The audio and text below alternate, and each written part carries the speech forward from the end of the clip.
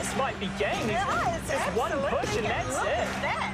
We've got every single kind of dragon, apart from Electro Dragon. Look at all of that mess.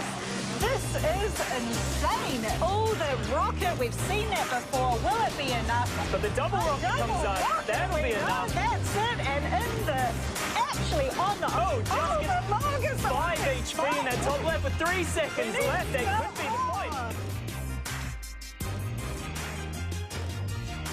Brought to you by Vodafone. The future is exciting. Are you ready? TCL for the next level visual technology. And JBL, enhance the way you listen.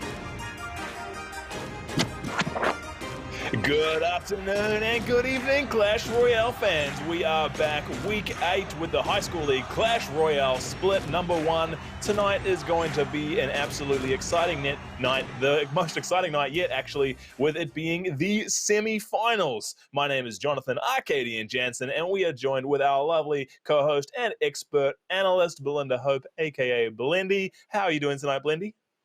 I'm doing pretty good. You know, we've had a week of so much late night Clash Royale in our bubble of, you know, getting everybody else excited about it. So it's a really good time to be doing lots of gaming at home. For sure, it's the environment for it, although the rest of the world may stop. Gaming seems to be going on as it should, and tonight is going to be no different, I think, with our massive matches going on tonight, with it being the semi-finals. It is week 2 of the playoffs. We've finished the group stages, and now we are getting all the way to the business end of this tournament, and the tournament's changed a little bit for the finals, and so let's take a look at the format for tonight. So we started off with 65 teams, and now we were down to the top 8 teams as of last week to compete in 3 weeks of playoffs.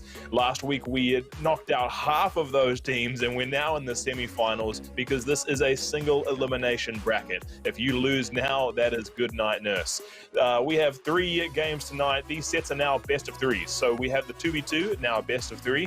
The 1v1 is a best of 3, and if it is still a draw after the first 2 matches, we will be going to a King of the Hill to do the tiebreaker, which I kind of hope to see. It would be pretty exciting.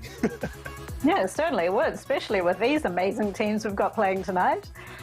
Absolutely. And the prize pool for tonight, this is what everyone is playing for. Thanks to Vodafone New Zealand, winners will be able to choose from Steam, PlayStation, Xbox, or Vodafone credit to the value of $750 for first place, $525 for second place, or a $300 value for third place.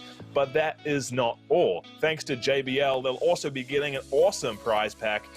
First team walking away with $750 worth of value from the JBL Quantum 400 headphones and the JBL Clip 3 speaker. Second place with the JBL 300 headphones and the JBL Go 2 speaker. And third place walking away with the JBL Quantum 200 headphones. Just a phenomenal prize pack, and we know that these teams are now absolutely competing for this right now.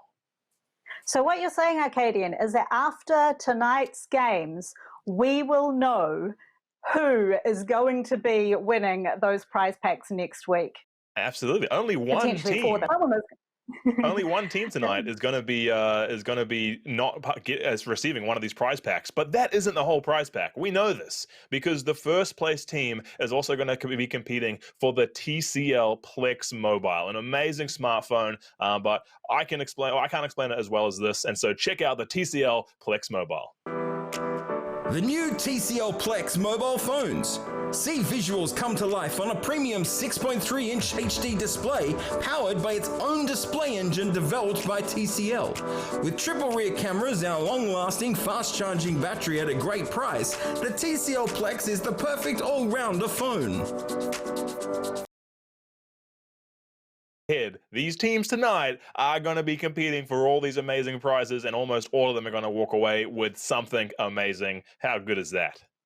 So good. Can you imagine coming out of lockdown, eventually going back to school and having that crazy prize pack to show off to everybody? It's so exciting. We're so close. Absolutely. And so let's take a look at what matches we're going to see tonight. This is the tournament bracket. This is how the playoffs have fallen so far. We had the following 8 teams coming to quarterfinals last week, and Zero and Warlocks took out their matches to proceed to the semifinals. We will be seeing those 2 teams battle it out tonight, both of which are undefeated. So that's going to be a massive match. And then after that, we have the second semifinal between Funeral Parlor and Barnes Babes. Barnes Babes is the only team in this entire tournament standings that are left to have ever lost a game so far, but they have defeated undefeated teams. They're a phenomenal performer, and so every single game tonight is going to be super exciting. But the first match of tonight, let's get right into it. The head-to-head is going to be Zero from Middleton Grange School versus Warlocks from Mount Albert Grammar School. Now, Mount Albert Grammar had a ton of teams entered into this tournament at the beginning. Warlocks are the only team remaining. Blendy, what else do we know about these 2 teams? Well, Warlocks would like to thank their teacher, Mr. Sue, for organising all of this and all of the MAGS teams. And they have said that they are playing New Zealand's top ladder, and they are thoroughly enjoying their undefeated reign throughout the competition. So welcome to them. Now, Warlocks, for the bans for this game, Warlocks have banned Royal Giant and Zero have banned Tornado. That'll be interesting. Because Zero, last week we saw the 2v2 match will be coming up first, and last week we saw Zero running Poison, Earthquake, Miner. They had quite a strong 2v2, and then Warlocks were fans of the Night Witch, the Executioner, the Golem, and so it'll be interesting to see how this match comes out. But like we said, neither of these teams have lost before, and so it's going to be an absolute giant battle to see how it comes through. Certainly is. The first time that one of these teams will lose. So that's going to be a tough challenge, especially getting this far in the tournament. So it's going to be possibly the most exciting game that we have had so far. Can't wait to see it. Definitely the most up for grabs, because although there will be a loser, there'll also be a winner, and they'll be moving on to the finals. Let's check it out and see how it goes. We have Warlocks on the top side with Ugwimabwim and Mr. Killer versus Zero on the bottom side. We will see how the match starts off. Both teams collecting their elixir. And here we go, a miner straight out and a baby dragon. And a lumberjack there to counter, running up towards the bridge. I think they was fine, the baby dragon. Won't be able to do much to him. Now we've got a Electro Dragon versus Baby Dragon and a giant skeleton. There's bombs coming out from the bomber guys as well, so we've got a strong attack coming down here. Yeah, poison. Yeah, I'm sure the first of many. So far, it's been a very similar deck to what we've seen. I think this is exactly what we saw Warlocks play last week, and so it'll be interesting if Zero scouted out the match and have sort of tried to figure out a counter for it. But so far, pretty expected picks here from both teams. With bats going in towards the tower, being taken out by the big hunter. There's the second poison. Yeah, it certainly First is. poison for Zero. Yeah, look, I've been teaching my bubble how to play Clash Royale, and they unlocked their first poison yesterday, and they said, what is this? How does this all work? And I said, well, just you wait, try it out. And they said, wow, I love this card. Yeah, you place it on the structure, and then you win the game. Yeah. Baby Dragon coming up here. Just some trades happening, not too much. Both teams, I think, getting a feel for what each other has. The first decent-sized attack coming out from Zero along the right-hand channel, being met with a big giant skeleton and Electro Dragon. Massive defense there from Warlocks. Yeah, well supported with the Baby Dragon and the Ice Wizard as well. There's a lot of things thrown out there. It's a lot of slow, stops the P.E.K.K.A making much progress at all. But unfortunately, not a lot of damage coming out of the Ice Wizard. Now we've got our first golem coming out. That could potentially change things up a little bit. Here it comes, 45 seconds left in this match in regular time. We will, I assume, probably be going into overtime on this one. Every one of these matches I'd expect to be a one-crown game. I would say so. It's the slow, strategic play to win one crown in this battle. It is, and now we're down to 1,400 health, 1,500 on Zero's first Princess Tower. Oh, down 1,700, a lot of damage coming through. Those little golems are definitely doing work. The miners. Yeah, and all of those spells laid out. Did you see just about the whole board was covered in spell circles? 10 seconds left, only 400 health left on that turret. That poison is going to keep knocking it down. This looks like a pretty dangerous position for Zero. They're going to have to pull something pretty big out. And another big defense here from Warlocks. We've gone into overtime. Yeah, interesting that log wasn't faced a little bit closer to be able to take out the poison building. and earthquake. Poison does it as usual. And poison earthquake combo. Exactly, waiting to cycle those spells around and then knock down the tower.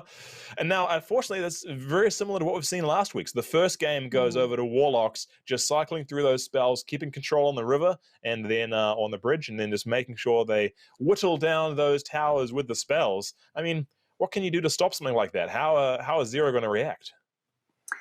Well, you know, it is an interesting time. These guys are hardcore pros, it seems, and you've got so many spells coming out.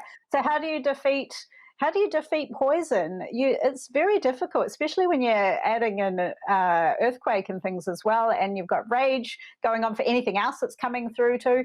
So I guess we will just see whether they swap up their deck based on the game that they've just played, where it was very similar to last week and it was just chip damage off everything.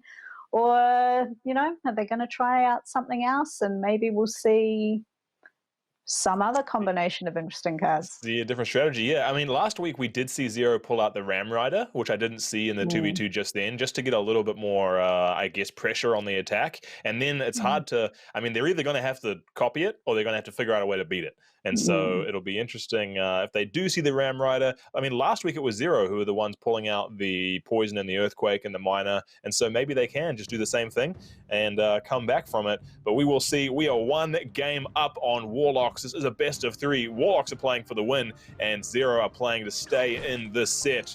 We will see how it goes. Musketeer being dropped with a miner first and the early poison. Now we see the execution coming out to take out that miner. That's a good attack against the miner, because it can sneak up there and do a bit of damage. Yeah, absolutely. A little even trade there. Both towers on approximately 2250. The second poison already coming out from Warlocks. They're definitely taking advantage of that spell spam. But the bomb tower will be a nice way to take that down. Good positioning though on the poison. It certainly was. It was just on the very edge of the King Tower, so it didn't wake it up, but did the damage to the bomb tower as well as the Princess Tower. That's a Night Witch off. Both of them are fighting. One of them has to deal with poison though. And all the bats coming through. All right, so far we've seen 2 poisons on the side of Warlocks. Only one of them has revealed themselves so far in Zero. 1 minute 45 left in the regular match.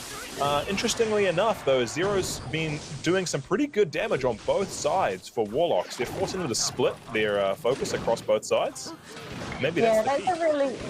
I think it's a good strategy in a 2v2 like this. You know, I think possibly in the earlier arenas, you have to combine your cards to go up one channel. But in this level where everybody is super strong, you can quite successfully split them, as we see all of the time. And hopefully somebody can then follow up with a distraction as a support so that their attacks can get through.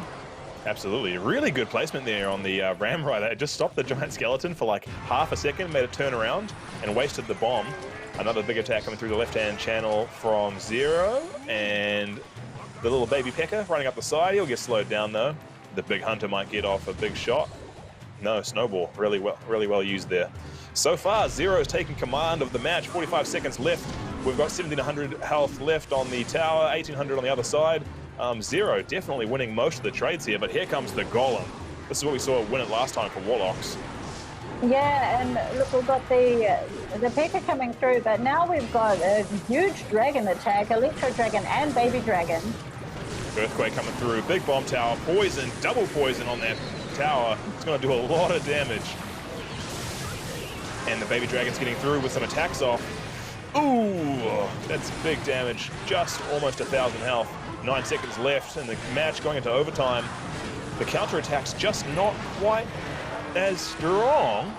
Yeah, I think with so many poisons being played, you need some attacks that have some very strong, you know, lifespan to be able to survive through the poison.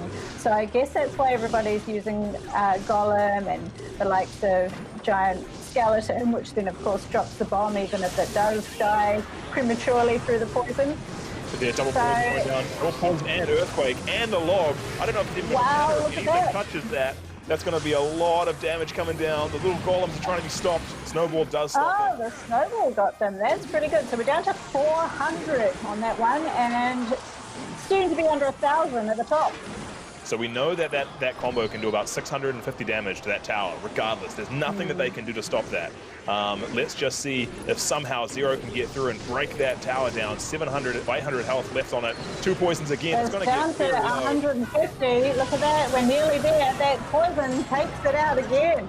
Oh, and Warlocks pull it out with the second victory in the 2v2, which means that Warlocks are now up 1 point. It'll be down to Kronos in the 1v1, whether or not they can take out or come back in the 1v1 and force the King of the Hill. It is going to be a hard road. Warlocks playing phenomenally well. I just don't know how you can beat that. That spell spam, so many poisons, earthquakes, zaps, logs. Yeah, certainly in a 2v2 when everybody can have all of those spells and suddenly you can have the whole board covered in spell circles and you can't really even see what color it is, where your spell is lying. So it's a very interesting strategy to see, and obviously clearly the winning strategy. So if you don't have poison, maybe some other spells like Earthquake and Rage in your deck, maybe Tornado as well, add those in, give them a try. Absolutely, and so that's our first 2v2 game. We will have to head into the next one. Will be the 1v1s, where we will see Kronos, probably I think potentially our highest ranked, or the most trophies on a single player in the tournament, versus the 1v1 specialist from Warlocks. I believe it's Aqua, and we'll be seeing that match. What bands do we have coming in for the 1v1s? Oh, let me tell you the bands. For the 1v1 bands, we have got P.E.K.K.A band and we have Electro Dragon. So we saw Electro Dragon in the last 2v2, so that is no longer available for the 1v1. We will see how it goes. Now, interestingly enough, Kronos last week changed his deck every single game. And so the ban, it must be really hard for Aqua or Warlocks to try and ban against him. But surprisingly, Aqua had a pretty consistent deck, but they didn't target ban anything in particular. That's really interesting, to be so strategic that you can just play any of your favorite decks at any given time. Yeah, strategic, scary for the team. Who knows? Early trades going on now, hitting the 2-minute marks just shortly here. Again, both players have been undefeated so far. Kronos has a very important role, or a lot of pressure on his shoulders coming into this game, as he's got to keep his team in it to win it. If they lose this match, they could be out of the prize pool altogether. Imagine having that pressure on you for these games. It's too much. No pressure, Kronos.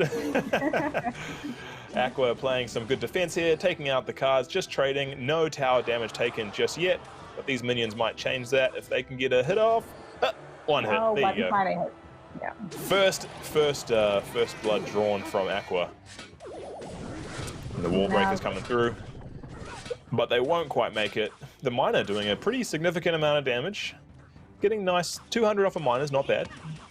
Yeah, that's pretty good. And the Barbarian Barrel took out the wall breakers and made it to the tower, but just missed doing any damage. So positioning is so key in these matches. You see the exact placements is usually where they want them to distract the hits, stop the abilities. All closing in on 1 minute left. Then we're going to go into double elixir, 2 times elixir time, and I think that's when we're going to see a lot of action coming through. The first attack I'd expect to see fairly shortly. And the Inferno Drake taking down that miner. Here's the first big attack. The Mega Knight stomping on the tower.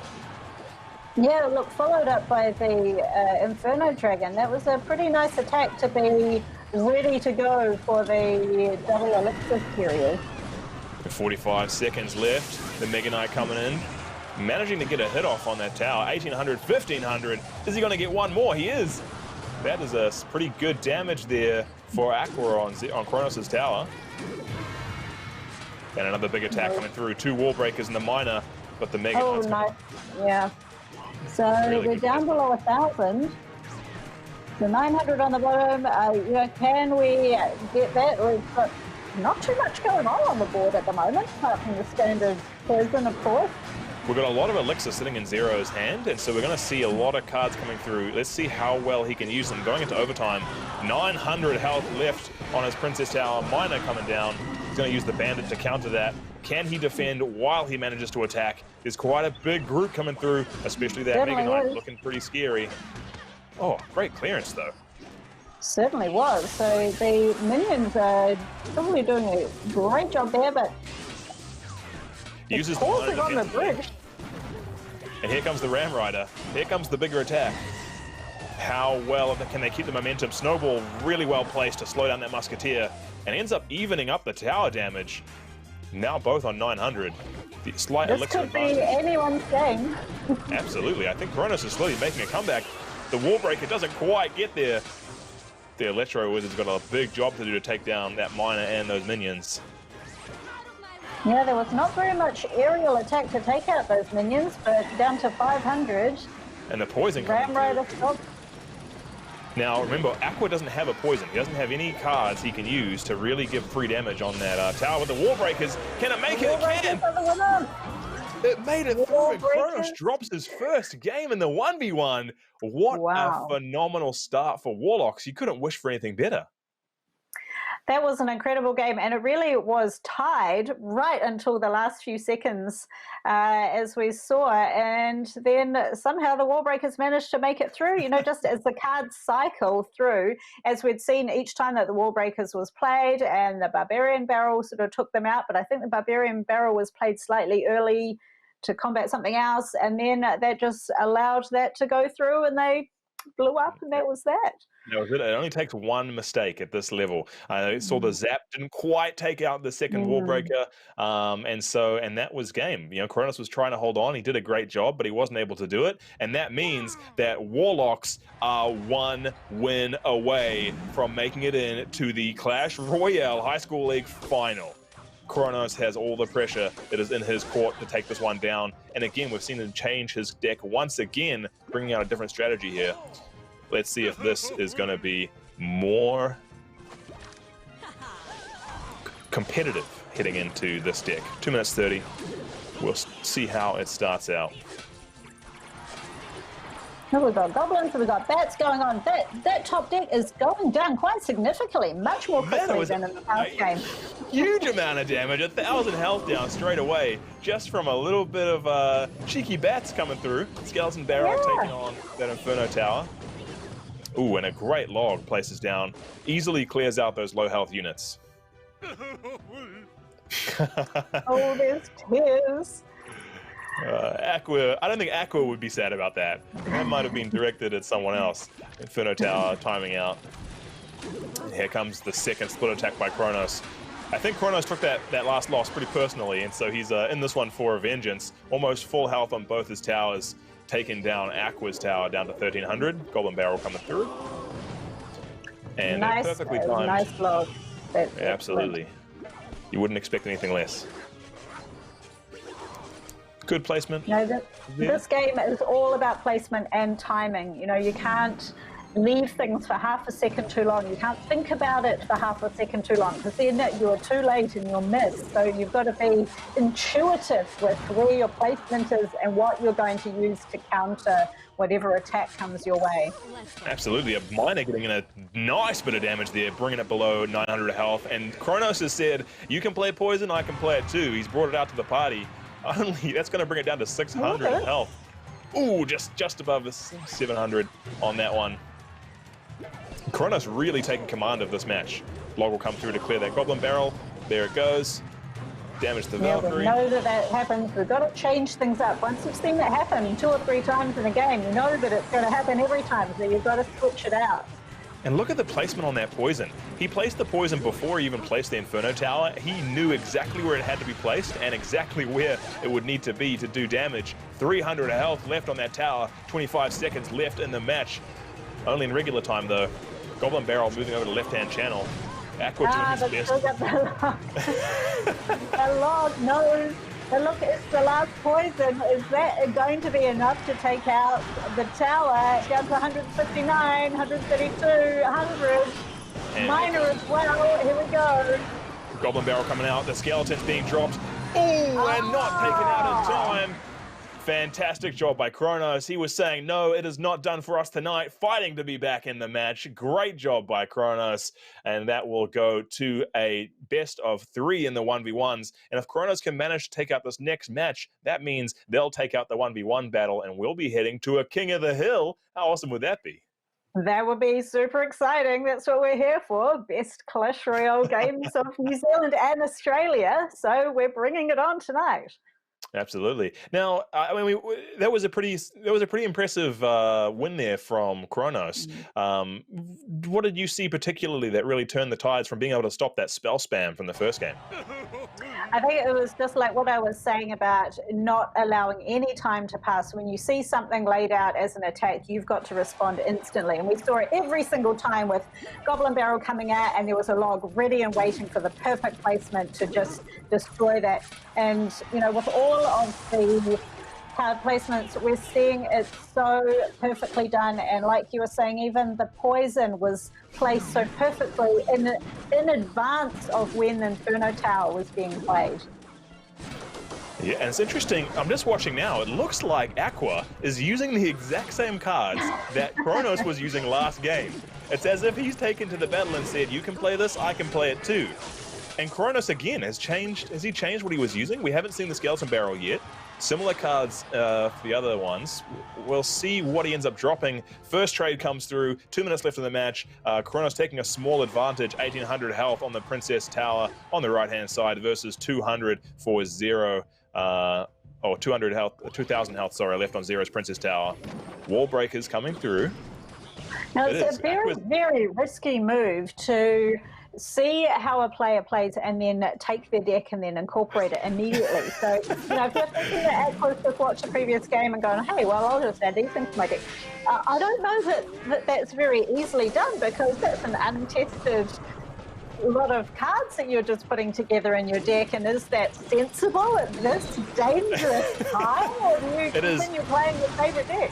Yeah, that's a very brave play there from Aqua, especially because you'd have to assume that if Kronos can play it, then he knows how to play against it. And so not only are you playing into something that someone else knows how to play very well, but they also would know how to beat that play as well. Wallbreaker not making it through, the Knight turning around, going on a little bit of an adventure, not really finding anything. 700 health left on that right-hand Princess Tower for Aqua versus very, very healthy Princess Towers on there for Kronos.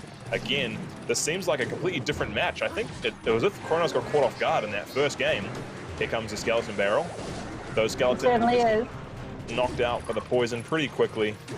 Here comes a miner. That could be enough to do some significant damage. And look, the bats were able to make it right through. The bats have taken out that tower.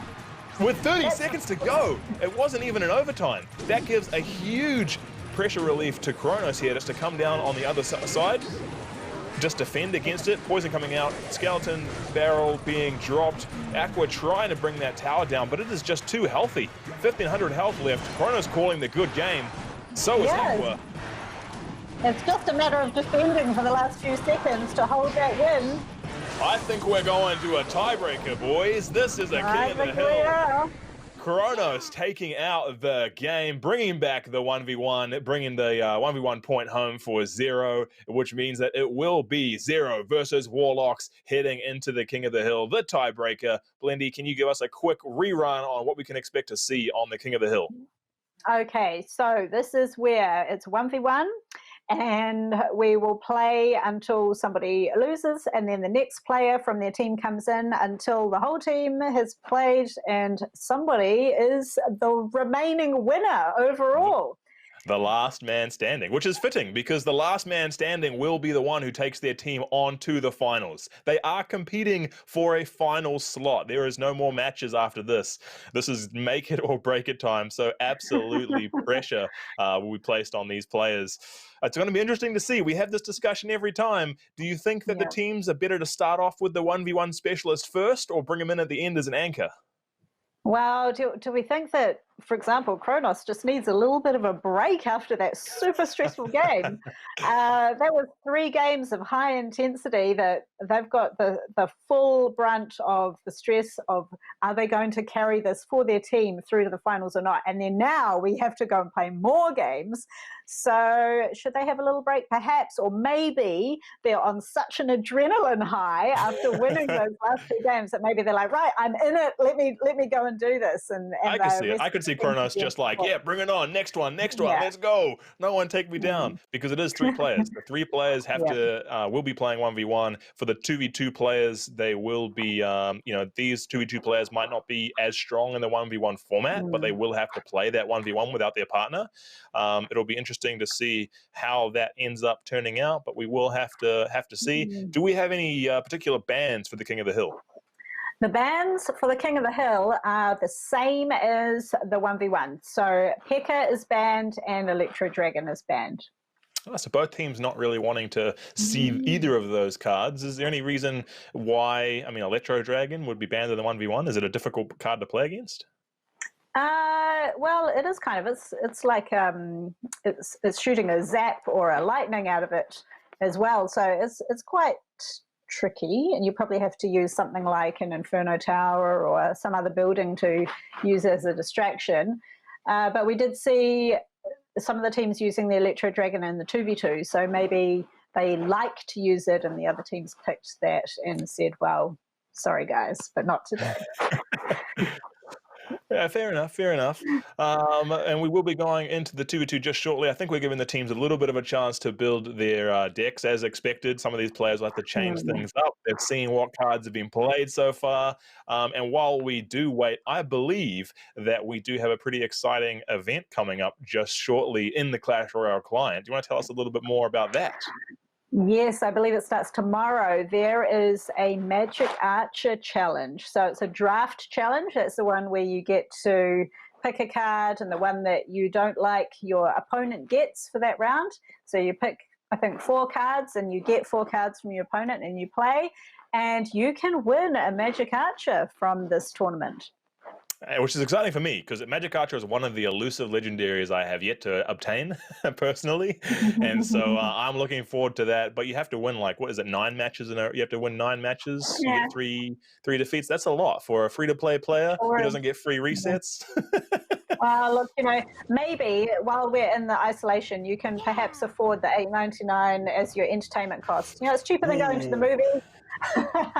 It's a big ask. But we are straight into the King of the Hill. We are here, and we can see Aqua coming in on Warlocks versus Data from Zero.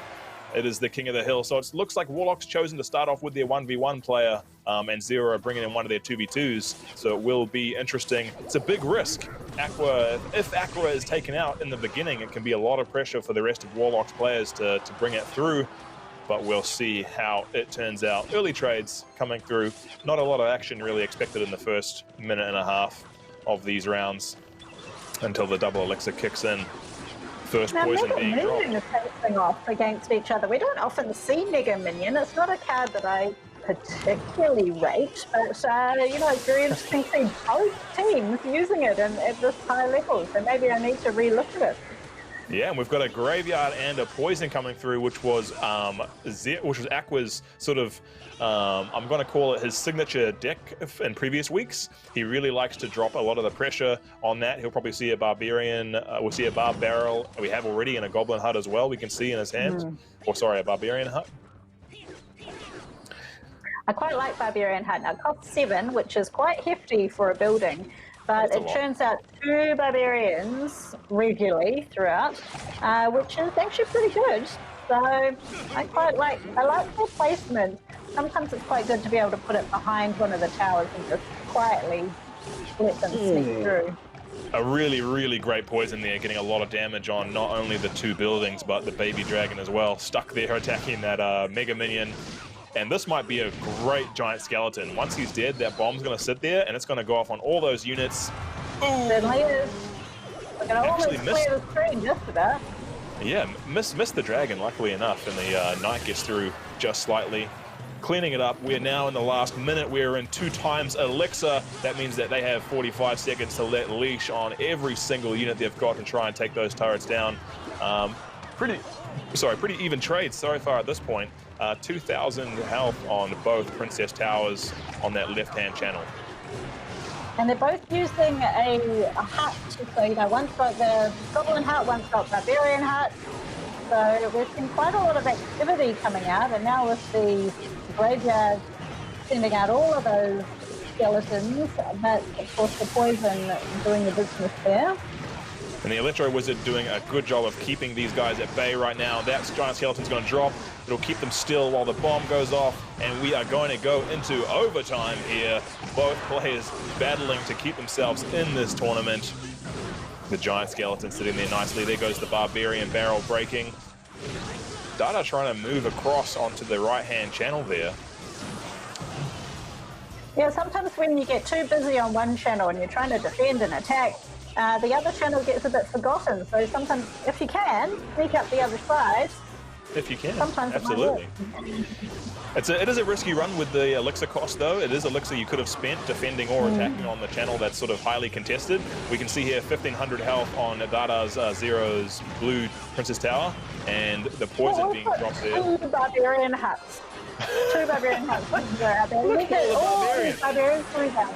This is amazing. We've got that combo again of the Graveyard and the Poison, but all those Barbarians will take down that hut with no trouble.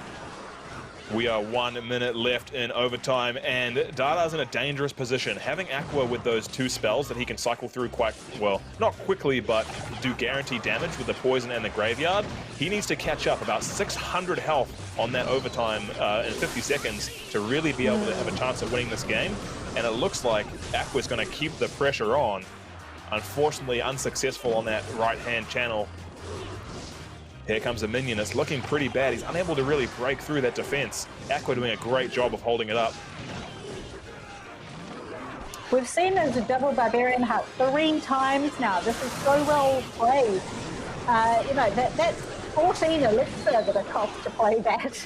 So much going on as well on the board. And remember, these are one person controlling each side of this map, and they're able to watch, counter, make decisions on all of what's happening. Fantastic play here. 10 seconds left in overtime. We are going to determine a winner very shortly. It's looking like Aqua has the advantage. When overtime finishes, it will be the lowest tower losers. And Dada can't quite make it through. The attack's not coming through on the right-hand channel. Units are done. We will count down who's going to win on the tiebreaker. It's going to be Aqua taking out the first match for Warlocks in the King of the Hill. Fantastic redemption there for Aqua after losing a few of the 1v1s versus Chronos. Look, they're all very, very close. And that was an excellent play. Look, seeing those spells come out, all those poisons paying off for everybody, and fantastic Barbarian hut play. Incredible. I don't think I've ever seen so many Barbarians on a field at one time. Just need a clone and you'd have 1 million of them. That's fantastic.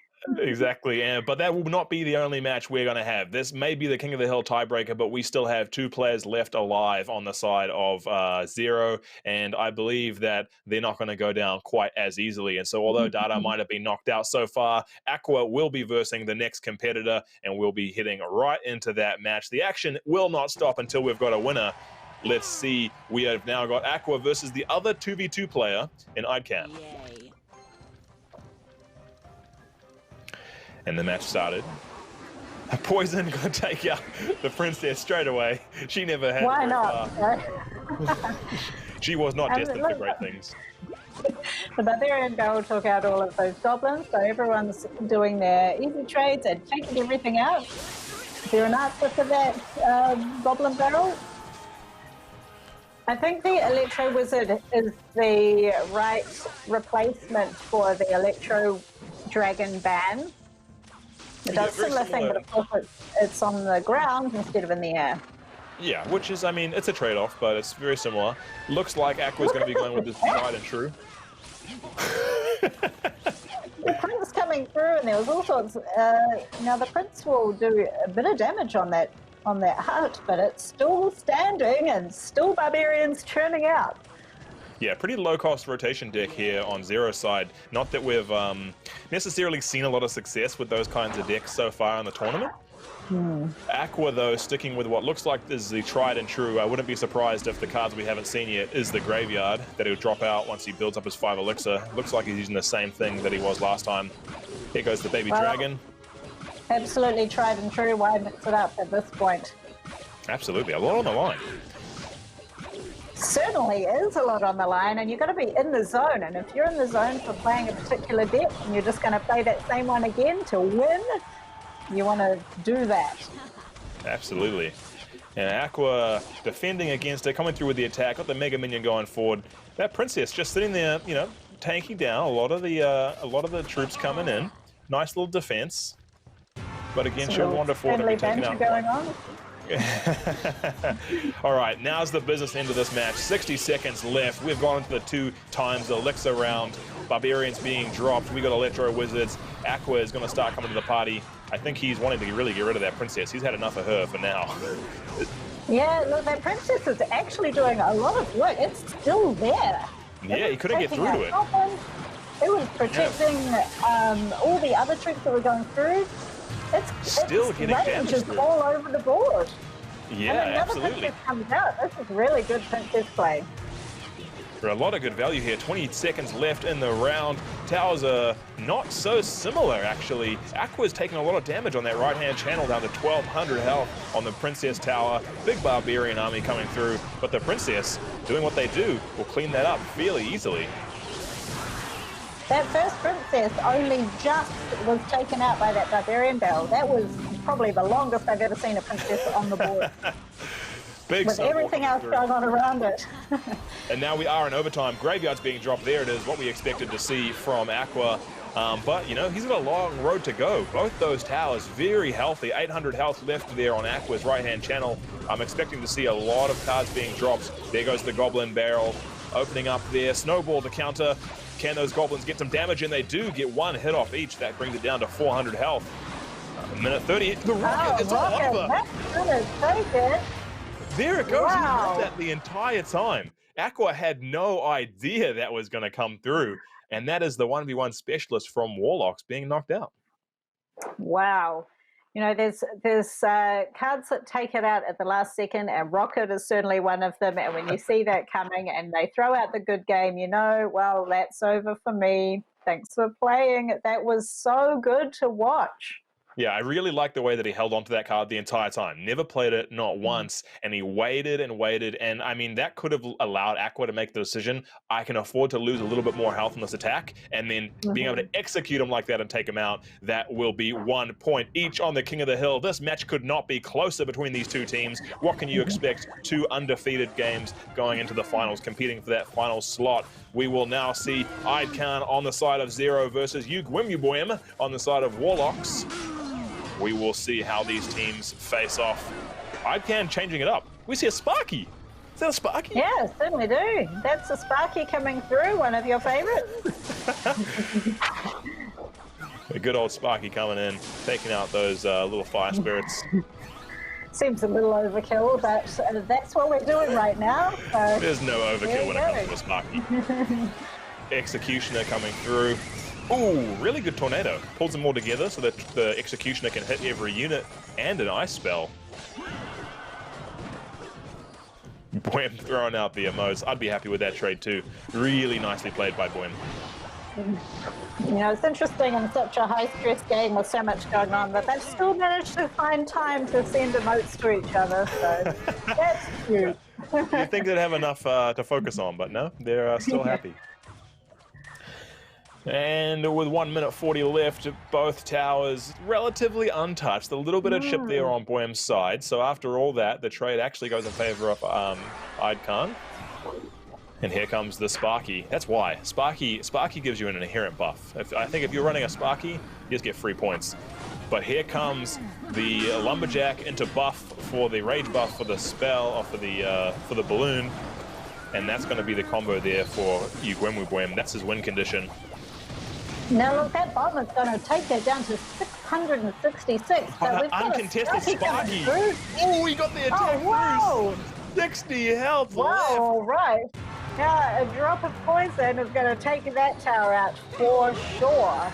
Oh, arrows, look at that. Barrage of arrows, absolutely. Now, this is really dangerous here for Boem now. Boem has a really powerful combo coming in on that right channel. He drops the balloon, he drops the lumberjack for the rage, and the ice spell to freeze everything or slow everything down. Well, he's going to do it on the right hand, on the left side. Really interesting.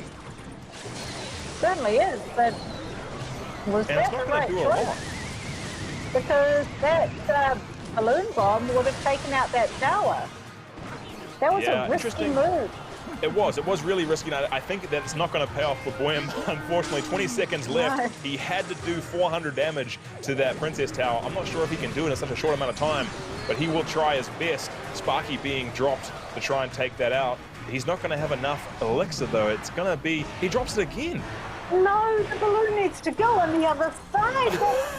Oh, yeah, I'm so anxious watching this. Unfortunately, it's not going to be enough. Oh. Boem drops out. Tried to run the Messy Don't Gem special on that one with the ice spell and the balloon. Unfortunately, it did not pay off, and that'll be 2 points up for 0 with Idkan taking out the second competitor from Warlocks. That is a concern. Ooh. What do we make of that? Well, I nearly fell off my chair with anxiety watching that balloon, which I thought was put in the wrong place. And I think, if it was placed on the other channel and half a second earlier, that bomb would have gone off on the timer and that would have gone, into overtime and we'd be in a different place right now.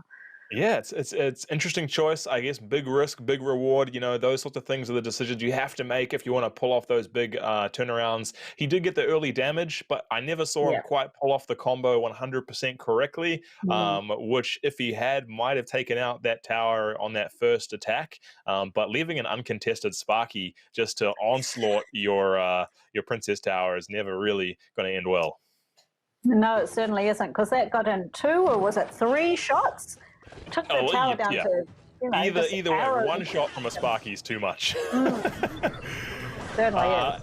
And so now we will be moving into our next King of the Hill, potentially the final match between these two teams. Mr. Killer, the final player standing on Warlocks versus Idkan, the 2v2 player from Zero. The scary thing is to think we still have Kronos sitting in the background waiting for his turn. It's a big hill for Mr. Killer to climb. We'll see how the match comes out. Approaching 2 minutes, both teams trading fairly evenly here. Just getting a feel. Well, we've got the 3 Musketeers. We hardly ever see that because that costs 9. And they get taken out by the poison, but they took out that whole, the whole group of barbarians that were coming through. Yeah, that is an interesting play because, like you said, 9 elixir, and if they're sitting in a group, you put a poison down, that's 9 elixir for 4. That is a good trade in anyone's book. And an elixir pump. So I think if you're going to be running things that cost 9, you need an elixir pump. But of course, that is a huge elixir cost in itself and a time cost. So you really have to know what you're doing if you think that you can make this work. So I'm very excited to see how this plays out. Yeah, I'll say 2 questionable plays here from Idkan. Maybe Kronos is sitting behind him saying, hey, I really want to play a match, but this is too high stakes for that kind of conversation. And so, again, they've dropped the Musketeers. It's going to be countered by a poison, and we're going to see again. That's just going to drop those guys out straight away. They are surprisingly hefty in health, though. One of them makes it up alive. But they're not getting to the tower. So I think what we've seen in a lot of the previous games is players using the elixir golem. And that, of course, attacks the towers when it gets there, and then it releases more elixir. So I think that costs 6 or 7, and compared to having to pay 15 for the Musketeers and the elixir collector. Yeah, it's a lot, and the poison being dropped down by Mr. Killer. Mr. Killer doing really well so far this round. He has not taken any damage on his towers. He's dropping the Lava Hound, a huge tank card coming through, and followed up by a Baby Dragon. Yeah, this is going to be a really dangerous attack. The Miner slipping in behind. Let's see, this might be a lot of damage here for Mr. Killer. And a Barbarian Heart just to keep any of that extra damage coming through. Really good clearance from Idkan. Certainly was. It took care of all of the Lava Hound and the Lava Hound's babies and the baby dragon. A lot of units coming through here. Go into overtime, and we've got a lot coming down, but those musketeers will clear that right out. They're in range for a great poison, though, but it's not available just yet for Mr. Killer, and so he might see a lot of value here. We're in overtime now, and Mr. Killer has yet to take a single hit to his tower. Hopefully I might have jinxed that. Nope, not quite. No damage coming through. There it is, the first attack there from Arkadian on Mr. Killer's towers. Baby Dragon is going to come through on the left-hand channel and get 1 or 2 hits off, just one, bringing his tower down to 1,300. Yeah, it's pretty close. There's only a few hundred points in it. Yeah, that one attack. A minute left. If it Very goes to evenly tiebreaker, we need some more points to come down, don't we? Yeah, Mr. Killer's got a slight advantage in the tiebreaker, I think, with the poison. He's able just to drop it easily on that tower and really bring down the HP, whereas Arkadian's got no way to really take that health down. Mr. Killer doing a great job just holding it off. 50 seconds left in overtime. And there we see the poison on that free damage. Gets the elixir pump in there as well. And a big attack on that right-hand channel. This is going to go down really quickly. That. Oh, maybe not. Managed to stop that attack come through. The Royal goes to some good clearing out with them. It was pretty great. 700 health on the Princess Tower for Arkadian on 0. 25 seconds left in overtime. All the action happening on Mr. Killer's side. The ball is in his court. And the ram coming through. Hits it. Not just so many defensive troops, though. 14 seconds left. It might be Mr. Killer's game to win now. There's a lot that needs to be done in the next 10 seconds for Arkadian to really bring any of this through at all. The Mega Minion coming through, not quite hitting it, but with only 4 seconds left and the poison, the tiebreaker will conclude that Mr. Killer takes out the victory for Warlocks. Wow, another fantastically close game. You know, when we're playing these games where there's no towers taken out and it's literally just adding up, well, how much have you got left because you're both so good, it just comes down to just whatever chip damage you managed to get through and who was the winner on the day. This just really proves the caliber of the competitors that we have here, and everybody should be feeling so proud of themselves.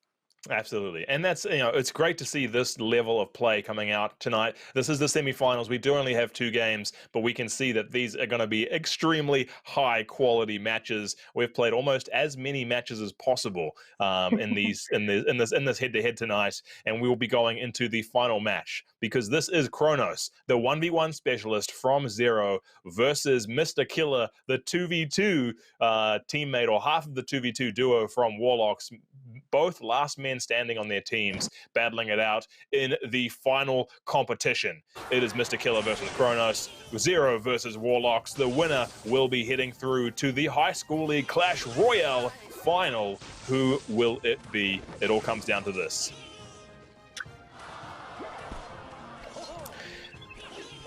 And we can see an early start coming through. I've got some information that you might find exciting, that Kronos is currently the #1 New Zealand ranked player. Don't tell Mr. Killer that right now. Might not help. That is a lot of pressure to come through. And we see, you know, I asked you this earlier in the match. Would you want to use your 1v1 specialist early or hold him as the anchor? And it looks like Zero have chosen to keep him as the anchor for their team. And it's coming down to it. It might just work out. But Mr. Killer, you know, he can make upsets. He's done great so far. Certainly has. He's got this far. But, you know, I think that was probably the right choice, that they've kept Kronos till the very end to take out whoever is the last man standing. And now we've got a clear ball. And we have not seen these cards in this composition being played by Kronos again. We have yet to see him use the same deck twice in any of the tournaments, the games that we've seen him play through the playoffs. I hope that this is his best. That's so incredible. Yeah, look, how do you rank your best deck when you're playing constantly different ones? That is such an amazing skill to have, to feel the confidence to pull out a new deck in such a game of the ultimate high stakes that this game is. Yeah, remembering that the team who wins this match, whether it's Kronos or Mr. Killer, will instantly guarantee themselves either first or second place in Australia and New Zealand for the High School League. And with everything that comes with that, from the prize pool, from Vodafone, from TCL, from JBL, all of those amazing prizes. Poison Graveyard being dropped, or sorry, just Graveyard being dropped for Mr. Killer, countered by the Poison from Kronos. But so far, if we look at just the health of the towers, Mr. Killer is in the lead. There is very little damage going on though. Look at those untouched towers there. Ram Rider storming on through, dropping another Goblin Hut. Why not? Let's have Goblin Huts everywhere. 15 seconds left in regular time, then we will be going into overtime. First structure to fall will make the game, which we'd expect anyway at this stage. Now, are they going to save up their elixir? So as soon as they go into overtime, they're going to lay down a huge attack. Interesting. Those Goblin Huts, they're providing a good distraction for anything else coming through. Yeah, Kronos is finding it really difficult to try and break through all of those structures in that defense. Honestly, I think Mr. Killer might be poised here to really cause an upset. Zero trying his best to defend. Poison coming out here, taking down that extra damage from Mr. Killer. Throws down the only Inferno Dragon. Oh, and we are going through. They're going to take that out. Oh, look, this strong attack coming through could be it. Will they be distracted by that Goblin Hut, or will something manage to break through? Oh, the Inferno Dragon isn't able to quite focus in on that tower yet, but it is so close. It only takes one really strong attack to make this game. Almost 1 minute left in overtime. We might not even see a single tower fall. This could go down to a tiebreaker. This could not be closer. There's only 300 points in it at this point. So, who can take it? There goes the Poison. Not quite placed over the Goblin Hut. That's a bit of a mistake. And Mr. Killer choosing to poison the left-hand channel tower, even though all of the attack is going down on the right-hand side. Drops Graveyard as well. He's going to release a Ram Rider to clear out all of that action, which he'll do so really nicely. 1,700 health on that tower. That is an interesting decision. I'm not sure if it was the right move. Can you really afford to diversify your attacks at this stage? 20 seconds left in overtime. 30 seconds overtime, no way. But anyway, that's what we're doing. And 17 seconds left, 15 seconds. We've got 1,500 health left on Kronos' tower with the Graveyard coming out. Is he going to be able to drop the Poison? The Poison's not going to be able to catch up. Mr. Killer's done it. He's not going to be able to do that much damage. It's all over. Warlocks. Good game, they're throwing it out. Mr. Killer, as the 2v2 add-on, half of the 2v2 team comes down and takes out Kronos, the #1 ranked Clash Royale player in New Zealand, to secure their team a place in the finals. That is it from Zero. Zero is now knocked out of this tournament. They'll be playing in the bronze match coming next week. But Warlocks, what a match! Certainly is. They've played virtually as many games as they possibly can to get to this point, and they have earned it. They head through, but look, you know, both teams so earned this. That was such amazingly clever strategic play from all of the players involved. And so, you know, even if you didn't come through with a win tonight, you all still have to congratulate yourselves. You've done so well, and you will, of course, be going through to the next round as well, but maybe not quite as good as the first players. Exactly. So. Zero are still competing for that third place prize, but everyone played phenomenally well. It was amazingly close. Warlocks managed to clutch it there just for the victory in our first match, but that is not all we have. We still have one more amazing match coming up for you after the break, and so stay tuned and we will see you shortly.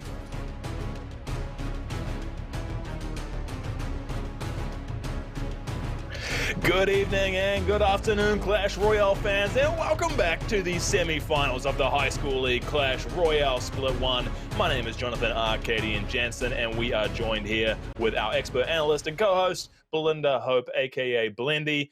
Blendy, man, what a set of games we just had. It's incredible. I think we all needed that little commercial break there to just catch our breath again after that incredible round of games. But that's why we're here, isn't it? We want to see the very best players representing their schools and their country. Australia versus New Zealand. It's amazing. So what else would you be doing in your lockdown Monday evening? Absolutely, especially when they're competing from the great prizes thanks to Vodafone, TCL, and JBL. I mean, these teams are at the very business end of the tournament. If you missed it, we're not going to give you any spoilers at this stage. Just be sure to go back and watch the first game of part of this broadcast, but not before you stick around and check out what's about to happen live in our next head-to-head. We have Funeral Parlour from Burnside High School versus Barnes Babes from Knox Grammar School. Now, Funeral Parlour coming in 11 wins, 0 losses, undefeated, and Barnes Babe being the only semi-finalist team to have dropped a single match. What do we know about these teams, Blendy? Well, tell me, what do you think Funeral Parlour's favourite players? Funeral Parlour, they're the double lava hounds. They love to drop those. Right. Okay, well, I've got news for you. That will not be happening tonight because Funeral Parlour have decided to ban Lava Hound for this game. Funeral Parlour banned their own strategy. I know, it's their winning strategy that's got them this far, and then at the last minute they're saying, no thanks, actually, we'll just change it up. The other ban is Battle Healer. Ah, interesting. Now, we did see Battle Healer used really well in last week's match, but Lava, that just puzzles me completely. The fact that we've seen every single Funeral Parlour 2v2 drop those double Lava Hounds, play that dragon strategy. I guess we're going to find out right now. We're jumping straight into the match, whether or not it's going to work out. We have Larry and Larry Barnes on Barnes Babes versus Node and CJL for Funeral Parlour coming out. We'll see what is there a substitute for Lava Hound? Well, I guess you could use any of the other dragons, really, but it looks like we've got a baby dragon face-off, but it's not a double baby dragon, so perhaps they're going to use Inferno Dragon. I guess we'll see. I mean, their Lava Hound combo works so well. Yeah. I'm so shocked. But maybe they've got something else up their sleeve here. Royal Giant being dropped down. You know, I mean, this is sort of similar to what we've seen from them before, but it's just an odd pick. 1,700 damage taken down to that tower. Really good trade by Funeral Parlour. 2 minutes left in this opening match here. The team's very much still just figuring each other out, understanding what cards they're playing. Over half the cards still haven't been revealed yet, but a great start here for Funeral Parlour. Now, at least three of the players have dropped Firecracker, but that placement is so tricky because Firecracker easily wakes up the King Tower, and that's just what's happened. And that's no good for Funeral Parlour. That's going to make it just that little bit harder for them to take down that Princess Tower, because the Kings will be helping now. So we know also that several of the players have got Royal Giants and several of the players have got Giant Skeletons. So maybe instead of Lava Hound combos, it's all about the Giants. Yeah, it is really interesting. I mean, maybe that could have been something that Funeral Parlour knew that they were going to come through with. It looks like both teams have almost identical strategies here in terms of the cards that they're using. So we'll find out in a true display of skill which one of these teams can play it best. And the Firecracker's done this exact same thing that we saw happen to Funeral Parlour, attacks the Princess Tower, and the spray has woken up the King Towers on both sides. Equalised it up, made it a little bit more fair. But look, I think that in this particular situation, the Firecracker is well placed to be able to take out some tower damage. It's down to 800. The good thing about Firecracker is when it shoots, it jumps back a couple of spaces, so it protects itself, so it can last quite a long time on the board, compared to Princess, which stays in one place. So I think these teams have replaced where they would use Princess, or even Magic Archer for the Firecracker. Absolutely. Big fan of Firecracker, Blendy. Is it your favourite or one of your favourites? It's one of my favourites. I don't know that I've got the absolute favourite, but Firecracker's definitely up there. Look, we've got our double Royal Giant combo coming out. Down to 200. One shot from the Royal Giant will take that out. And a here big it comes. attack. Whoa, just taken out. I missed what even killed that. What do you know what took It down was the the tower? Royal Giant. It was the Royal Giant. So they do hundreds of damage with their huge cannon that they're carrying under their arm. And I think that having the double play come through, one of them was distracted to take out the building that was there and some of the other things. But then as soon as the one that was behind was able to go, right, that's it, there's my tower. And there was about 170 left. That's more than enough for a Royal Giant to take out. And that was the game. Well, Funeral Parlour taking out the first game in the 1-versus-1, and they'll have to force into a next game, although it's not over. Remember, these 2v2s are, the best of 3, and so Barnes Babes will definitely still have a chance to come back in this one. But Funeral Parlour, fantastic display of skill here in the first match with their first foot towards that final match, meeting the Warlocks team in the final. And so we will see how the next game takes off, and see if there's any changes in cards. Oh, they're wishing each other luck, do you think, or they're wishing the other team luck? I'd like to think they're wishing each other luck. They'll take the optimistic path. And Skeletons being split here. Yep, so instantly that answers our question for us. Is there going to be a change in cards? Yes, there will be. Barnes Babe not quite happy with that performance in the last round, which I'd like to see. I like to see them changing things up. But I think Funeral Parlour so far, from what we can see, have pretty much got the same deck. I guess, worked that well first time. I wonder if they've been having so much extra playing time this week, being in lockdown, that they've thought, right, well, let's try a new strategy and we'll just work it hard all week, and this is what we're going to do. It's going to be our double Royal Giant action. Yeah, well, I mean, like you said, if it works well for you, keep it going. And it didn't work out for Barnes Babes last round, so they've changed things up. I think pretty fair decision on both sides. This Firecracker's probably going to wake up. Doesn't get an attack off. Probably pretty luckily for Barnes Babes. Here we go. Sparky and the Skeleton Giant and the Royal Giant are going up the other direction, so they will not interfere with the Sparky. This will be interesting how it's going to be defended, all of those.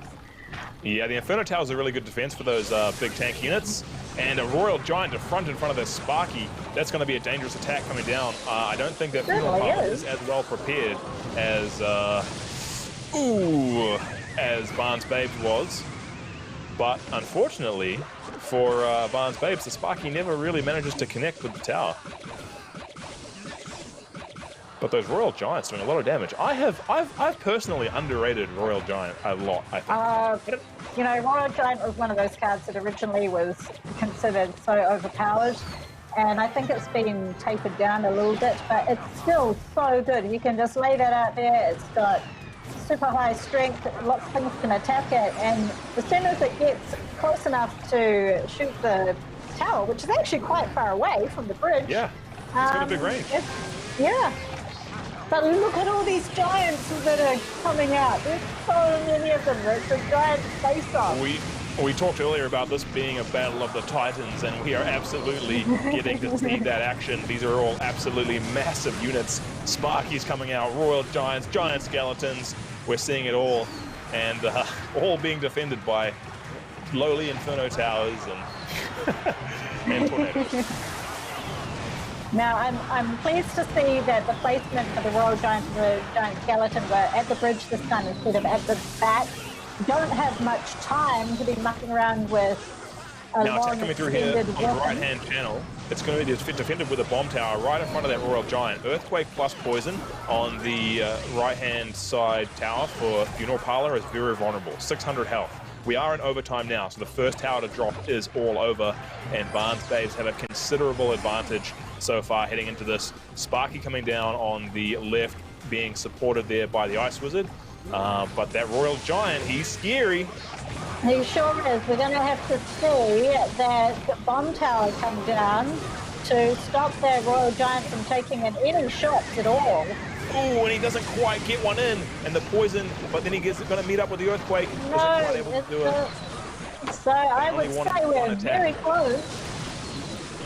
But here comes another Royal Giant and a Sparky on the left-hand side. I really, really like the way that Barnes Babes played that. They gave the Sparky a little bit of support on the left-hand channel, made a massive threat, and then managed to just slowly take it out. This is going to be Barnes Babes' game. All they need to do now is wait for the rotation. There's the Earthquake. The Earthquake took it out. Now, they managed to get 2 Earthquakes going there because the Earthquake was just played by one of them who took it down to 67, and then somebody, the other one just managed to cycle it through and get that down for the win. So a double Earthquake wins the day in that game. Absolutely, and that was great. Like I said, I really enjoyed the way that Barnes Babes played that. I think it was a strategic change to change up their cards and go a different strategy, not just bang their head against the wall. And that brings them back up. This is a best of 3, and now they are 1 a point. This final match will determine who wins the 2v2 point and has a lot of the power and the pressure heading into the 1v1s. I'm not sure if we're going to see Funeral Parlour, or I'm wondering if Funeral Parlour are regretting banning their own strategy at this stage. Well, it did get them this far. I don't know why you'd change it up. But have you ever seen so many giants, so many giants on the floor as we have seen in that game? There was a giant face-off. There was royal giants coming from everywhere and giant skeletons coming in to attack them, and their bombs going off, and none of them really ended up connecting majorly with the towers, but it was a pretty exciting fight. No, it was a huge amount of units. I think if we had a statistic to tell us how much actual damage had been dealt that game, I'm pretty sure it would have been off the charts. Yes, if you're doing one of those challenges where you have to use a royal giant to do 100,000 damage, probably just about get that done. And now some even trade coming through. Interestingly enough as well, I just wanted to point out, I noticed this before, and while these massive 2 giant skeletons are being dropped, last week we had Larry Barnes who played the 1v1. It was Larry and Barnes, 2 separate players who were on the 2v2 team. And they've changed it up this week to have Larry Barnes and Larry fighting in the 2v2. And so another interesting strategy to change up, make such big changes at this stage of the tournament. Well, it certainly is interesting, but as we've seen in every game, there are no set rules and no set strategies. Anything goes, and it makes it so exciting for us. Absolutely, and maybe it is good to throw off the enemy a little bit. They're not expecting to verse, a certain player at a certain time. Depends on how much background and research they've done. Yeah, look, that may have been the reason for banning the Lava Hound, because maybe they felt, that this team has seen how we played, they've seen that we've been undefeated using the strategy, they're probably practicing it up hard, so we will put that ban and nobody gets to use Lava Hound. Yeah, I think that's fair. I mean, personally, if I was going to go for the strategic approach, I'd at least keep it alive. I'd keep the possibility alive and then never use it.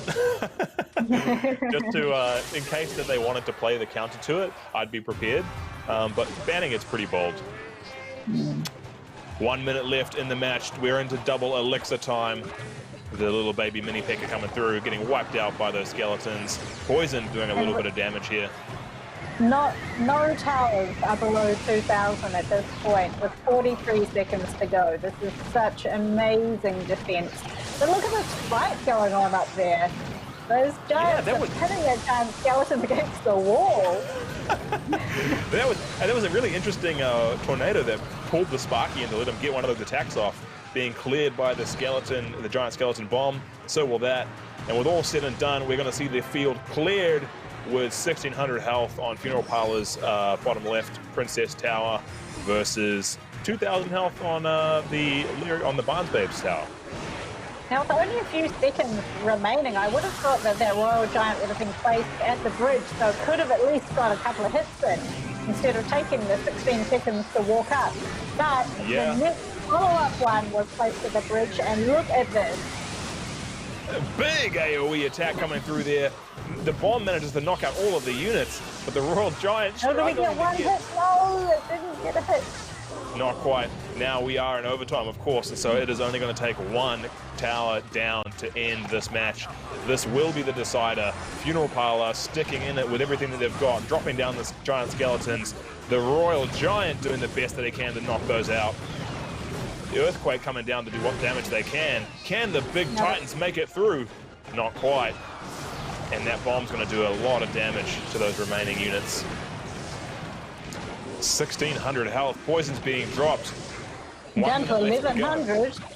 Every single point of damage mattered. And the tower to distract the Royal Giant. Yeah, you need a tower of some kind to distract the Royal Giant because it only attacks towers. And we've seen it play out in every time the Royal Giant come out. The tornado moves the Sparky down the other lane. That's pretty great. It's always such a trick to be able to get that to work. You can't really plan for it, it just happens. Now, will these Royal Giants get through? 30 seconds left, a massive attack. They're going for the tower. 600, 300 with the tornado. Logs coming through. Logs going to do the damage. And the 299. Can the giant skeleton get close enough? He's not going to be able to. That bomb won't do the damage. But now it is so close. 140. The poison's being dropped. It's all over. Funeral Parlor are going to drop that. The poison's going to end up ticking all the way through. Barnes Babes takes out the 2v2 using the poison, what we've seen so prevalently used in the tournament so far, and that will be first point taken over to Barnes Babes against the defending champions of Funeral Parlor. We've seen them play very highly in these tournaments before. Yeah, we certainly have. So, look, that was an incredible match. All of those giants, the Royal Giants doing such great work and backed up by the giant skeletons. You know, that becomes a very, very expensive play, but very exciting to watch. Certainly Absolutely. A good battle. It was, and nothing that we wouldn't expect anything less. But now we will be heading in after the first 2v2 point going over to Barnes Babes. We'll be heading into the 1 versus 1. What bans can we expect to see from this game? So the 1v1, the bans are Ice Wizard and Lightning. Interesting. We've seen a little bit of Ice Wizard, not so much Lightning, more Zap, I think. I probably would have opted for maybe a Poison ban, but maybe they rely a little bit too heavily on that. I'm not too sure. Yeah, well, maybe nobody wants to really do a Poison ban, but yeah, Lightning, I guess, you know, that costs 6 and Zap costs 2. I'm not sure why you'd pick Lightning as a ban, but anyway, that's what we've got. So they've obviously done their research and chosen why they are picking these things. They've got a reason, and so we do have Barn from Barnes Babes, the Barn, versus the Real Bab Doduck. I'm just going to call him a Doduck for the rest of this, or Real Bad. On Funeral Parlor, the 1v1 specialist coming through, and it looks like Barn is pulling out the Expo 2.9 Cycle deck by the looks of it, which is a very well-known, very strong deck. But here comes the Electro Dragon. Yeah, making it right through, getting a couple of hits in there. But waking up the King Tower straight away. Whoopsies. Yeah, oops. And now the Knight coming through. Sorry, the Prince? Knight? Knight. Yeah, I always get those two confused. I don't know why. I just got to remember, he's like Batman, except not. It's the day night. And here comes the Hog Rider, and the Tesla trapping that Hog Rider. Ah, really nice Tesla. You don't often see Tesla. You usually got the Inferno there, but Tesla is much more effective against those small units. And after the first minute and a half, with all said and done, it looks like Barn is winning the first trade. 1,800 HP left on that Princess Tower in the bottom left, with another Electro Dragon being dropped versus the Expo that's coming through. Now, Barn's going to be trying his best here to try and defend that Expo. He doesn't want it to be hit. He doesn't want it to be taken out. And if he's able to do it, it will start now wailing on the tower. Here we go. Good game gets thrown out. It's going to do so much damage. The Musketeer coming through, attacking. I don't know if he's going to have time to stop it. No, his crying is long as crying. That is going to go down. Look at that. Down. The Expo takes out the tower from almost full health. That's exactly what the Expo 2.9 cycle is for. It was played really well. Dodak not really able to counter that. Tesla being dropped out. And now it looks like Barnes going to focus in on that right-hand channel. Is he going to be able to do it again? All he needs to do is stay alive. Yeah, absolutely at this point. But do you think just for a little bit extra salt in the wound, another Expo will come out? Absolutely. May not have time left. I got no doubt in my mind that he's going to drop another Expo. 10 seconds left. There we go. Oh, puts it in the bottom corner. Oh. just to say that he could. Oops. Yeah, wow. Barn taking out the first 1v1 in style, which, you know, against Real Bab, that's an impressive thing they've done. He made that look easy. It certainly is. He really did. But, you know, getting that Expo correct like that pays off so well. As we saw, that just took out an entire tower at basically full health. Incredible play. Yeah, absolutely scary, but it does take a little bit of practice to be able to get that right, to be able to get the units to, you know, take out all the counters and to have no defense. I think that caught Real Bab off guard for that first game. Whether or not he's able to change things up and maybe try a different strategy that's not so vulnerable to that will be interesting. But, you know, all we can do is see what happens in this next match. A lot of pressure here on Funeral Parlor to keep up the victories. Certainly is. I think probably if you're faced with Expo like that, you really need to have something in your deck, maybe like bats or minion horde or even skeleton army, you know, something that's got a big and cheap group of things that can attack it and take it down. Yeah, absolutely. And with the way that the deck sort of is put together as well, there's so much tools or cards that he's got to be able to defend against that Expo. Even maybe some really effective spells that can consistently take it down that can't really be countered would be nice, but we're going to end up having to see how that match goes as we do get underway with the next 1v1. Now, remember, this is Funeral Parlor's game. They need to try and stay in it. If Barn is able to take out this game, it will be it'll be Barnes going into the finals. You know what we saw at the very first play was Bats. So we know that Bats is in the deck just in case another Expo comes up. That's just what we were talking about. And it looks like you're going to need it because Barnes is running the Expo. Here he goes. He drops it with the Tesla sitting in support.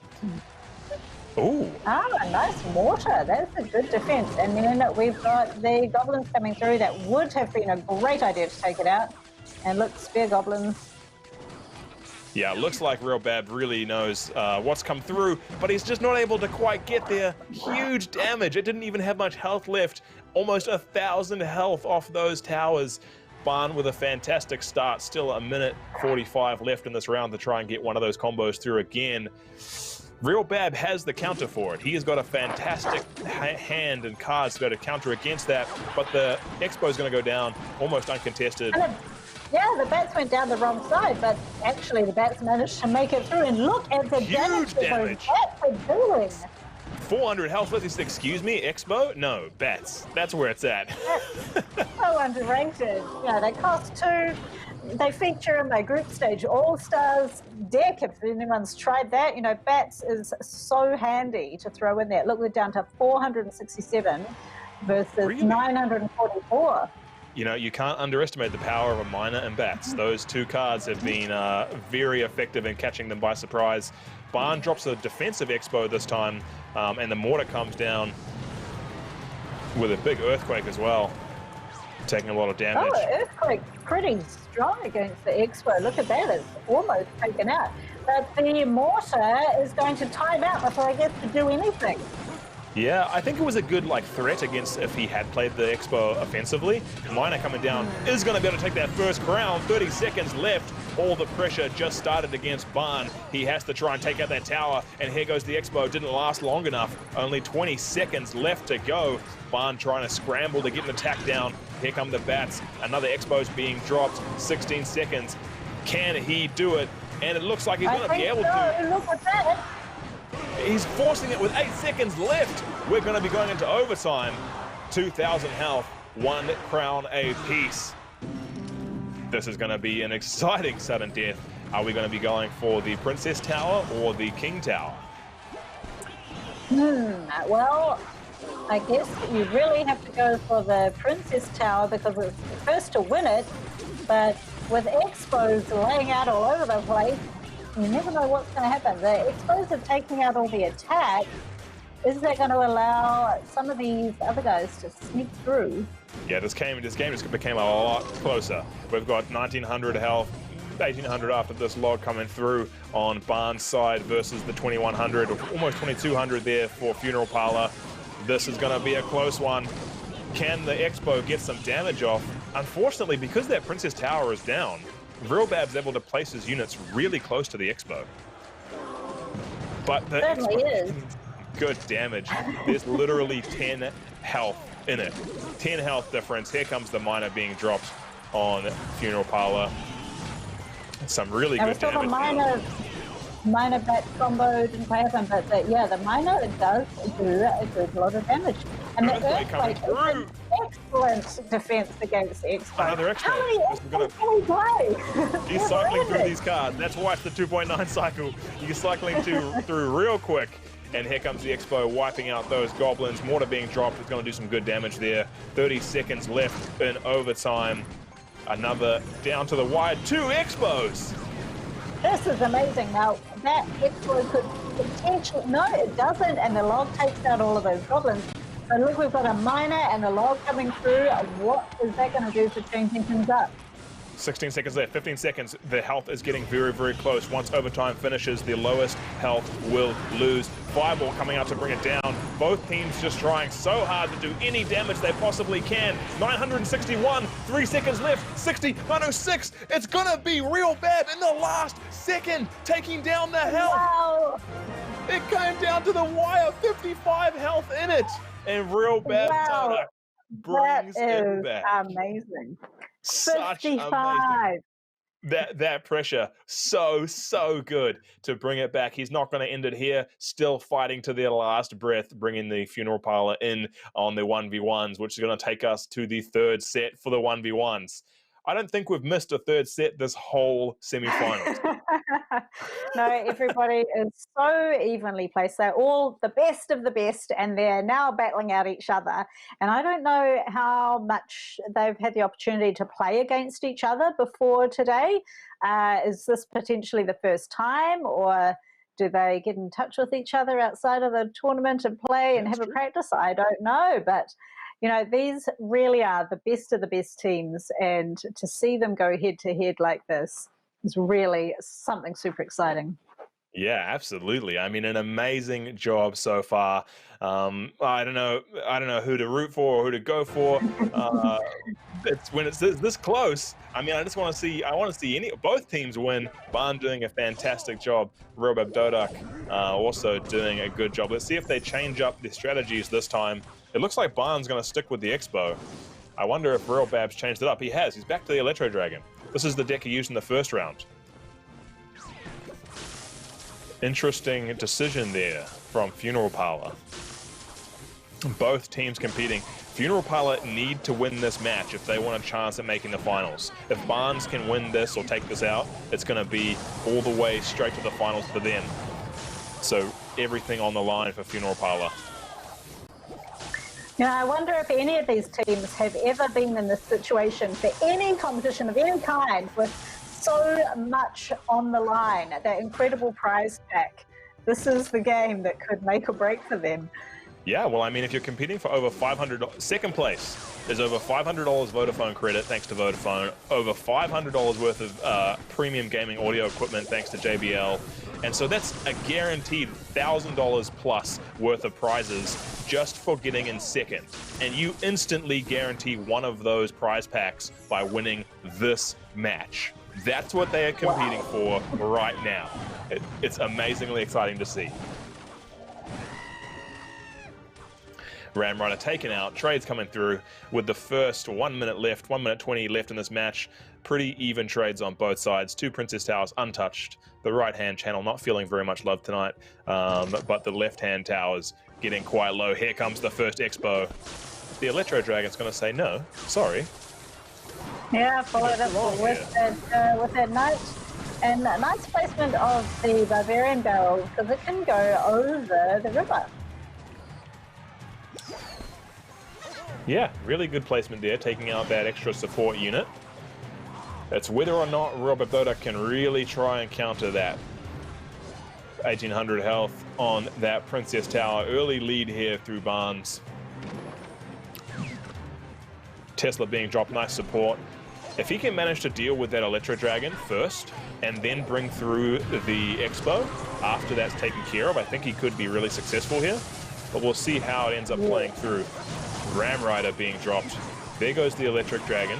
Ram Rider's been taken out. Another Electric Dragon coming through. Ah, that's true. It's just so fast on the cycle. 10 seconds left in regular time. You know, when you look at funeral parlors, it is a very small thing, cycling through very quickly. It's hard to be able to say, well, you know, this is the main card that we use for attacks. It's all lots and lots of chip damage and using as defense against whatever attacks are coming through. Yeah, pressure coming through at all times. Expo not able to really do much, and that's the problem. You know, we said if you're able to take down that Electro Dragon and then place another Expo, you might be in luck. It might give you some more success, but it's hard to do that when you rotate through these cards so quickly. 1 cost Skeleton, 2 cost Barb Barrel. But so far, Barnes doing a good job. Hidden card. What do you think the hidden card's going to be? Do you think it's going to be a reveal rocket? Oh, I think it could be. I'd love it to be in the last second of overtime to drop a big rocket on him to really pull the health down. It's a tornado. There we go. A man can dream. Expo coming through defensively there just to gain some more control. I think that Barnes might be trying to run the clock out here. He's got a really good health advantage, and so placing that Expo defensively sort of ensures he doesn't lose any health. And here's the second why not Expo. just play out another Expo? Yeah, that's going to be it's going to be very hard for them to break through. Even the Ram Rider is going to have trouble getting across, even after he jumps over the river there. Ooh, but a well-placed Earthquake will take down everything. Now look, we're down to 1,000. He got it. Look, this Expo has got it. Is it going to take it completely out? I think it is. The log as well. It's not going to have time. It's 18. It's gone. Gone. Takes it out. He managed to play that to split-second precision. He got it just before the Electro Dragon spawned, and so it locked onto that tower, managed to wipe it out. The Electro Dragon could not stop it in time, which means that Barnes Babes takes out the 1v1 as well as the 2v2, rocketing them all the way into the finals versus Warlocks. Fantastic game there. We will not see a King of the Hill, but all very close matches. Anything you'd like to say about that match before we take a look at our finals playoff bracket? Well, those were incredibly tense games. I don't think I've ever been so tense watching some of these games. You know, these players are split-second thinking. They're timing every play that they make so well. Just as we saw there, that, you know, super split-second last-minute Expo that took it out, that the Electro Dragon just didn't quite make it. So this is all the skill that everybody is so good at, and it's just fantastic to see all of these top teams play against each other. Yeah, it was absolutely great. So tonight we have seen the top 4 teams in Australia and New Zealand battle it out.